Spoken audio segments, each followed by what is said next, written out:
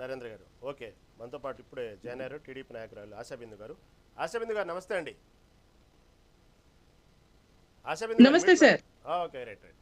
ఆశాబిందు గారు, ఓ పక్క చూస్తే అమరావతి రాజధానిగా ఏదైతే లోక్సభలో బిల్లు ఆమోదం పొందిందో ఓ పక్క రైతులు సంబరాలు చేసుకుంటున్నారు. బాగానే ఉంది. ఎందుకంటే అసలు ఆ రాజధాని లేని ఆంధ్రప్రదేశ్ అనేటి దానికంటే కూడా ఒక రాజధాని ఉంది అనేటువంటి చెప్పుకోవడానికి ఓకే, దానికోసం చేసిన చట్టబద్ధత కానివ్వండి, ఇటు లోక్సభలో బిల్లు ఆమోదం, దాదాపు రేపు రాజ్యసభలో కూడా పెద్ద సభలో కూడా ఆమోదం పొందడం అది పెద్ద పని కాదు, దాదాపు అయిపోయింది విషయం గురించి కాదంటలేదు. కాకపోతే అమరావతి రాజధాని అంశం అంతవరకు బాగానే ఉంది. అసలు కేంద్రం దీనికి సంబంధించిన నిధులు ఎంతవరకు, గతంలో ఇచ్చిన నిధులు కూడా అపురూపంలోనే ఉన్నాయి, ఇలా అనేక విమర్శల నేపథ్యంలో దీన్ని సంబరాలు చేసుకోవాల్సిన సమయం అంటారా, లేకపోతే ఇంకా దీనికి చేసుకోవాల్సిన సాధించుకోవాల్సిన చాలా ఉన్నాయంటారా, ఏమంటారు? అందరికీ నమస్కారం సార్. మెగా 9 టీవీ ప్రేక్షకులకి, ప్యానెల్లో పాల్గొన్న పెద్దలకి, మీకు ఇది చాలా సంతోషించే విషయం అండి. ఎందుకంటే ఎప్పుడూ ఆంధ్ర రాష్ట్రంలో ఒక రాజధాని లేని రాష్ట్రంగా ఎంత చెడ్డ పేరు తెచ్చుకుందో, ఒక పిచ్చోడు ఒక 5 ఏళ్లు పాలించి రాజధాని లేని రాష్ట్రంగా చేసి మళ్ళీ 3 ముక్కలు చేద్దాం, దాన్ని 3 రాజధానులు చేద్దామని చెప్పి మళ్ళీ ఈ రోజు ప్రెస్ మీట్ పెట్టి మళ్ళీ ఇంకో 3 పేర్లు బయటికి తీసుకొస్తుంటే పిచ్చోడి చేతిలో రాయి అన్నట్టు ఏదైతే మనం విన్నామో అది ఆయన క్లియర్ గా ప్రూవ్ చేస్తున్నారు జగన్ గారు.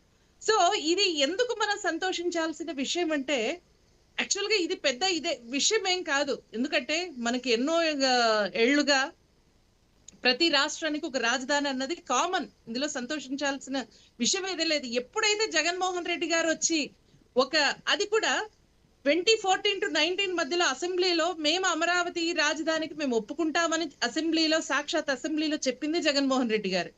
మేము ఖచ్చితంగా 33,000 ఎకరాలు పెడతాము, 30,000 ఎకరాలు పైన ఉంటేనే రాజధానికి ఓకే అని చెప్పింది కూడా ఆయనే.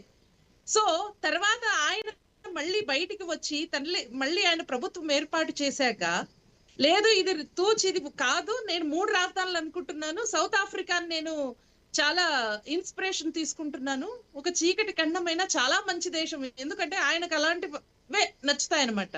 సో నేను 3 రాజధానులు తీసుకుంటానని చెప్పి ఆల్రెడీ 30,000 ఎకరాలు ఇచ్చిన రైతులు ఎంత ఇబ్బంది పడుతున్నా, ఆడవాళ్ళు బయటకు వచ్చి పోరాటాలు చేస్తున్నా, వాళ్ళని ఉక్కుపాదం మోపి వాళ్ళ మీద పోలీసుల్ని మోపారు, ఎక్కడికెక్కడ వాళ్ళు పాదయాత్రలు చేస్తున్నా అన్నం ప్లేట్ ఏదైతే ఉందో లాక్కునేసి కింద తినేలా చేశారు. ఆఖరికి లేడీస్ వెళ్ళే ఒక మొబైల్ టాయిలెట్ ని కూడా ఇబ్బంది పెట్టారు. సో ఇటువంటి అరాచక పాలన చూసి ఇప్పుడు ఖచ్చితంగా మళ్ళీ అట్లాంటి పిచ్చి వాళ్ళు ఎవరైనా వస్తారేమో ఫ్యూచర్ లో, మళ్ళీ రాజధానిని మార్చకుండా ఈ తీర్మానం తీసుకొచ్చారు ఆంధ్ర అసెంబ్లీలో. తర్వాత పార్లమెంట్ లో కూడా దాన్ని ఆమోదింపజేసి రాష్ట్రపతి గారు దాన్ని ఇది చేసేస్తే అయిపోద్ది అనే ఒక టెన్షన్ లేని వాతావరణం సృష్టించాలి. సో ఇక్కడ ఒక్క రైతులదే కాదండి ఇక్కడ కష్టం, ఆంధ్ర రాష్ట్ర ప్రజలది కూడా.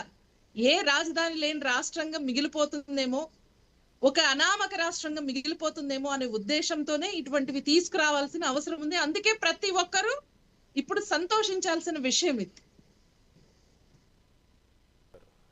ఓకే, దళిత జేఏసీ చైర్మన్ గారు మనతో పాటు సిద్ధంగా ఉన్నారు, వరప్రసాద్ రావు గారు. వరప్రసాద్ గారు నమస్తే అండి. నమస్తే అండి. వరప్రసాద్ గారు, ఓవరాల్ గా విన్నారు కదా, దీనికి సంబంధించి అమరావతి రాజధాని